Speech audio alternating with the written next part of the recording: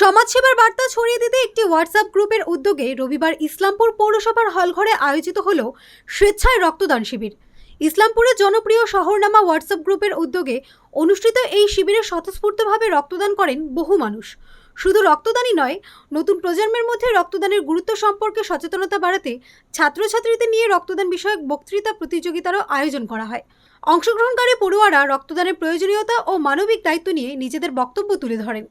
এদিনের অনুষ্ঠানে উপস্থিত ছিলেন ইসলামপুরের বিধায়ক তথা ইসলামপুর পৌরসভার চেয়ারম্যান কানাইয়ালাল আগরওয়াল, পাশাপাশি শহরের বিশিষ্ট ব্যক্তিবর্গ ও সমাজসেবীরা। অতিথিরা রক্তদাতাদের উৎসাহিত করেন এবং এই ধরনের মানবিক উদ্যোগের প্রশংসা করেন। আয়োজকদের পক্ষ থেকে জানানো হয়েছে, শিবিরে সংগৃহীত রক্ত ইসলামপুর মহকুমা হাসপাতালে পাঠানো হবে, যাতে জরুরি প্রয়োজনে রোগীদের চিকিৎসায় তা ব্যবহার করা যায়। মানব সেবার লক্ষ্যেই এই উদ্যোগ নেওয়া হয়েছে বলে জানান আয়োজকরা। তাদের আশা, ভবিষ্যতে আরও বেশি সংখ্যক মানুষ স্বেচ্ছায় রক্তদানে এগিয়ে আসবেন এবং সমাজের পাশে দাঁড়াবেন।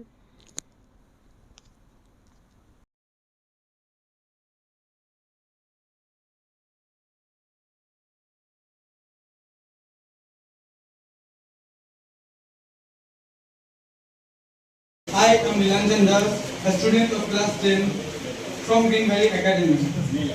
Today I stand before you to speak about a simple act that can hold the power to save lives, and that is blood donation. Imagine a situation where a patient is lost to a hospital. The doctors are ready, the equipment prepared. But there's one thing which they cannot create in a laboratory or buy from a factory. अगर मौका मिल जाए किसी का जिंदगी बचाने का, छोड़िएगा नहीं ऐसा अवसर कभी किसी के काम आने का। यहाँ उपस्थित सभी सदस्यों को मेरा नमस्कार। मैं सृष्टि शाहना आज आप सबके सामने उपस्थित होकर एक ऐसे विषय पर चर्चा करना चाहती हूँ जहाँ आपका एक छोटा सा योगदान किसी की जिंदगी बदल सकता है, वो किसी के लिए जीने की उम्मीद बन सकता है। जी हाँ, मैं रक्तदान जैसे महादान के ऊपर कुछ शब्द अपना व्यक्त करना चाहूंगी। जैसा कि हम सभी जानते हैं, मनुष्य एक सामाजिक प्राणी है। अपने लिए तो सब करते हैं, सब जीते हैं, लेकिन जो दूसरों के बारे में सोचे, जो दूसरे की भावनाओं का सम्मान करे, वही सच्चा मनुष्य कहलाता है। আজকে এত সুন্দর একটা প্রোগ্রাম মাধ্যমে আমার অনেক দিনের পরিচিত দেবাশিস চক্রবর্তী বাবু বলে আমি বাবু তোর স্মৃতিতে আজকের এই খুবই প্রশংসনীয় একটি কর্মসূচি। এখানে মিসেস আছেন আমাদের বন্ধুবাবু আছে, আছেন আমাদের চক্রবর্তী স্যার, ডক্টর চক্রবর্তী, পিতা আছে। বাবুর সঙ্গে আমার বেশি পরিচয়টা ছিল এসডিএসএতে বাবু দায়িত্বে ছিল, আমিও এসডিএসের সঙ্গে জড়িয়েছিলাম।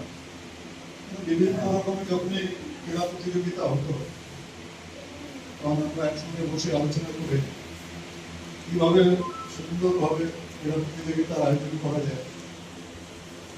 সেই সুবাদেই আমার সঙ্গে বেশি আলাপচারিতা ছিল।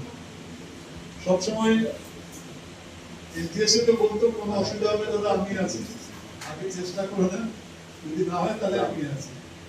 সহযোগিতা সবসময় করতে হবে। আজকে আমাদের মধ্যে নেই। আমরা এই অভিনব কর্মসূচির মধ্যে দিয়ে আপনার প্রতি আমরা ঈশ্বরের কাছে আপনার সামনে প্রার্থনা করছি। শহরনামা বার্তা গ্রুপ গোটা বছরে একটা মানবিক সেবার একটা কর্মসূচি করে থাকে।